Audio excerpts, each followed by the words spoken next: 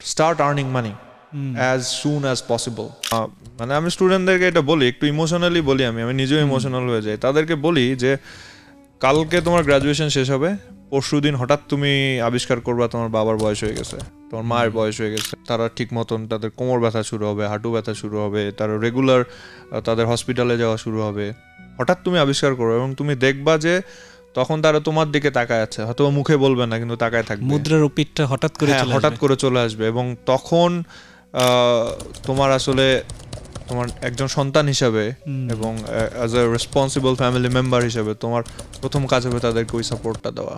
তো তুমি যদি গ্র্যাজুয়েশন শেষ করে বা গ্র্যাজুয়েশনের আগে যদি তুমি হচ্ছে একটা জব পেয়ে যাও, তাহলে কিন্তু এই সাপোর্টটা তুমি করতে পারবা। সো তোমার প্রথম টার্গেট কিন্তু হচ্ছে এইটা। এরপরে তুমি কবি, সাহিত্যিক হও, লেখক হও, আমার কোনো অসুবিধা নাই, বাট আমার সাজেশন থাকবে যে তুমি আগে তোমার জবটা এনশিওর করো। You can be an entrepreneur too, সেটাতেও কোনো সমস্যা নাই, but start earning money as soon as possible.